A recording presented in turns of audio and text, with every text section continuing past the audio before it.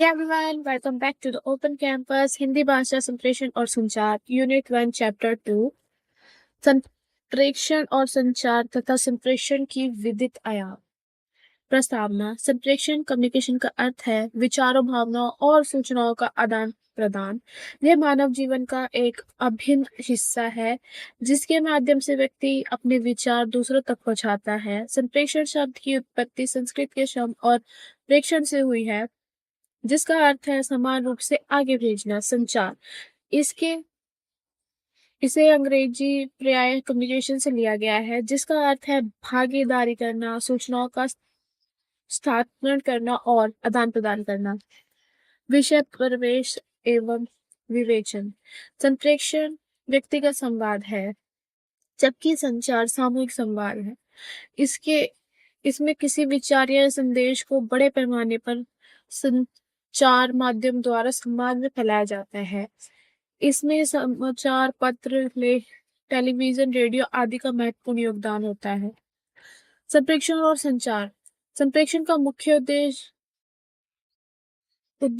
संदेश को प्रभावी तरीके से प्रेषित करना होता है, जबकि संचार एक प्रक्रिया है जिसमें संदेश का निर्माण, प्रेषण और प्रतिक्रिया शामिल है। तो ये चार्ट है। ऐसे ही कम्युनिकेशन काम करती है। सेंडर जो भेजता है, मीडियम जिसके द्वारा भेजा जाता है, रिसीवर जो प्राप्त करता है और फीडबैक।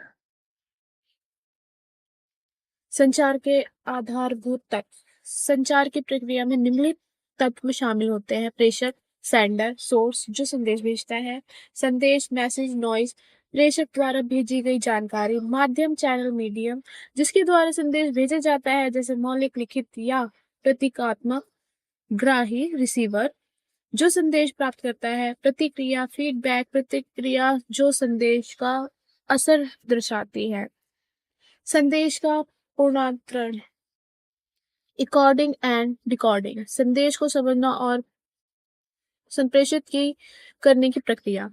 संप्रेषण के विविध आयाम। संप्रेषण के आयाम मानव जीवन में महत्वपूर्ण भूमिका निभाते हैं। यह केवल सूचनाओं का आदान प्रदान नहीं बल्कि इससे समाज में सामाजिक ज्ञान, मूल्यों और प्रस्तावना होता है। निम्नलिखित आयाम संप्रेषण के मुख्य हैं। सूचना ग्रहण एवं प्रसार, इंफॉर्मेशन रिप्रेजेंटेशन एंड डिसमिनेशन, सूचना प्राप्त करने और उसे दूसरों तक पहुंचाने की प्रक्रिया संप्रेषण का पहला और सबसे महत्वपूर्ण आयाम है। यह शासन प्रशासन से लेकर आम जनता तक पहुंचाना सूचना का प्रसार सुनिश्चित करता है। सेकंड, सूचना विश्लेषण, इंफॉर्मेशन एनालाइज, सूचनाओं का गहन विश्लेषण संचार का आवश्यक हिस्सा है। सूचनाओं का आदान प्रदान और उनके प्रभावों को समझकर उसे सही तरीके से व्याख्यातित किया जाता है। थर्ड, सामाजिक ज्ञान एवं मानव मूल्यों का प्रेषण, transmission and social knowledge of human values. संप्रेषण समाज में नैतिक मूल्यों, परंपराओं और संस्कृत मान्यताओं को पीढ़ी दर पीढ़ित संप्रेषित करने का माध्यम है। यह सामाजिक स्थिरता और एकता को बनाए रखने में सहायक है।